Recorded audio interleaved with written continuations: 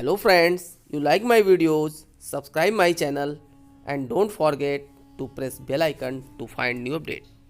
Hello friends, welcome to my channel TGT Special Notes, myself Sav Singh. Today we will study about second part of tense. Present perfect tense. इस tense की हिंदी होती है वर्तमान पूर्ण काल। Perfect means होता है पूर्ण। इस टेंस में हम ऐसे कार्य को, ऐसे समय को दर्शाएंगे जिसमें कार्य पूरा हो चुका होता है। इस टेंस की पहचान है कि किसी भी वाक्य के अंत में चुका है, चुकी है, चुके हैं, लिया है, दिया है, किया है आदि शब्द आएंगे। अब हम इसके अफर्मेटिव का फार्मूला देख लें। अफर्मेटिव का फार्मूला है subject plus has oblique have plus verb की थर्ड फॉर्म प्लस ऑब्जेक्ट। अब हम सिंगुलर सब्जेक्ट अर्थात एक वचन कर्ता ही, सी, इट और नेम के साथ हैज का प्रयोग करेंगे और plural subject I, we, you, they के साथ हैव का प्रयोग करेंगे। अब एग्जाम्पल देखते हैं हम।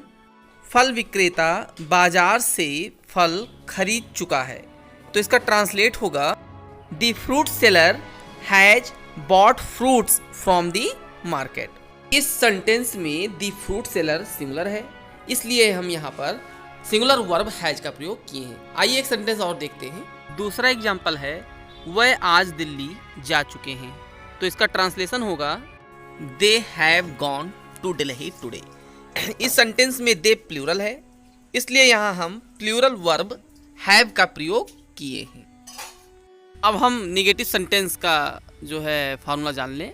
निगेटिव सेंटेंस का फार्मूला है subject plus has oblique have plus not plus verb की third form plus object. Example है महेश अपना पाठ याद नहीं कर चुका है, तो इसका ट्रांसलेशन होगा Mahesh has not learn his lesson. इस सेंटेंस में महेश सब्जेक्ट है जो कि सिंगुलर है, इसलिए हम यहाँ पर सिंगुलर वर्ब हैज का प्रयोग किए हैं।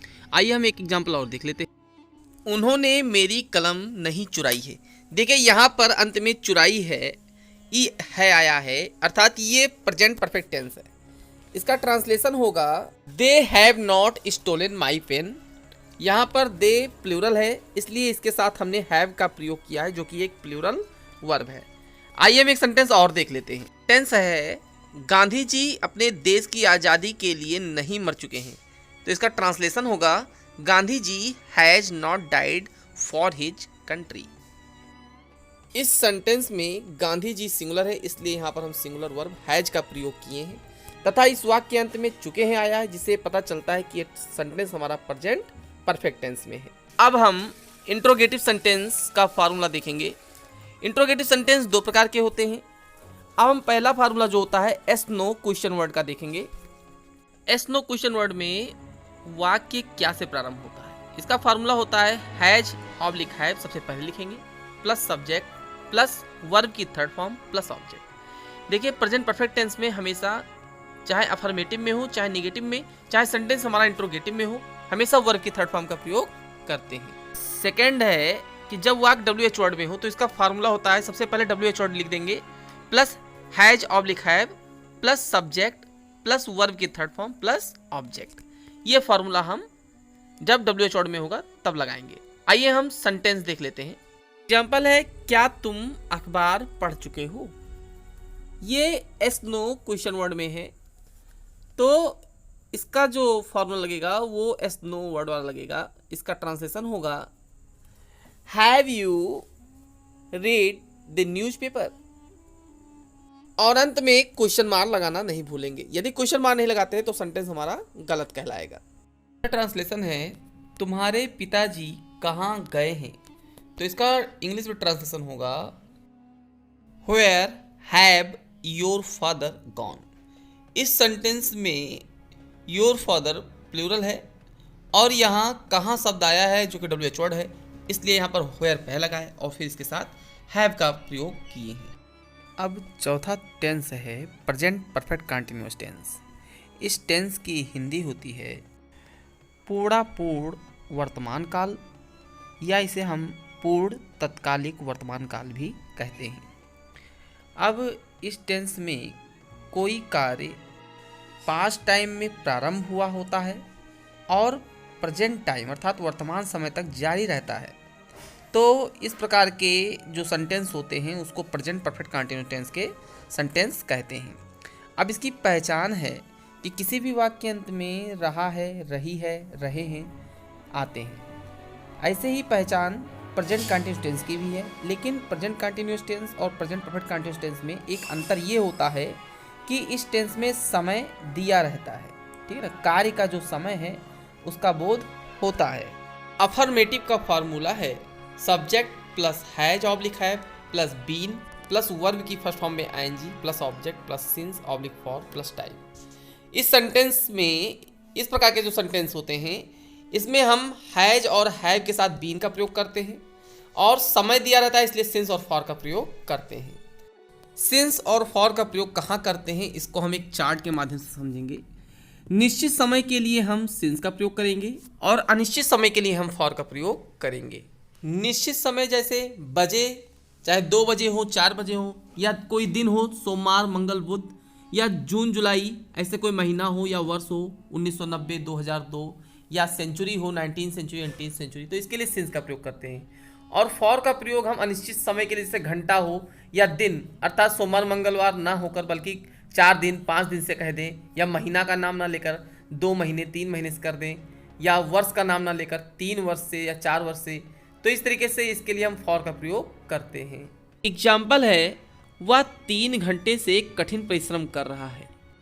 अब इस सेंटेंस के अंत में रहा है आया है, लेकिन हम इसे प्रेजेंट कंटिन्यूअस टेंस कहने की भूल नहीं करेंगे। क्यों? क्योंकि इसमें 3 घंटे देखिए समय दिया हुआ है और यहाँ घंटा है इसलिए ये अनिश्चित है, तो यहाँ हम फॉर का प्रयोग करेंगे। तो इसका ट्रांसलेशन होगा he has been working hard for 3 hours. इस सेंटेंस में he third person singular subject है इसलिए यहाँ पर हमने हैज बीन का प्रयोग किया है। एक एग्जाम्पल और देख लेते हैं। एग्जाम्पल है वह 2 बजे से पढ़ा रहे हैं, तो इसका ट्रांसलेशन होगा they have been teaching since 2 o'clock। यहाँ देखिए सिंस का प्रयोग हमने किया है क्योंकि यहाँ बजे आया है, बजे जो है निश्चित है इसलिए हमने यहाँ पर सिंस का प्रयोग किया है। और वह प्लूरल सब्जेक्ट है इसलिए हमने यहाँ पर हैव बीन का प्रयोग किया है। अब हम निगेटिव का फार्मूला देखेंगे। निगेटिव का फार्मूला है subject plus has oblique have plus not plus been plus verb की फर्स्ट फॉर्म में ING plus object plus since oblique for plus time.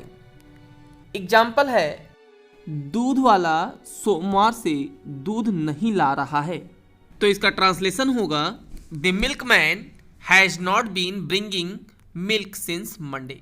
अब यहाँ द मिल्कमैन जो है ये सिंगुलर सब्जेक्ट है इसलिए हमने यहाँ पर हैज बीन का प्रयोग किया है। देखिए नॉट का प्रयोग हम हैज और बीन के बीच में ही करेंगे। और यहाँ मंडे हमने आपको बताया कि मंडे जो है ये निश्चित है इसलिए हम यहाँ पर सिंस का प्रयोग इसके साथ करेंगे। सिंस की हिंदी से होता है, जैसे यहाँ सोमवार से, तो यहाँ से लगा इसके लिए हमने सिंस का प्रयोग किया। सिंस और फॉर की हिंदी क्या होती है? से।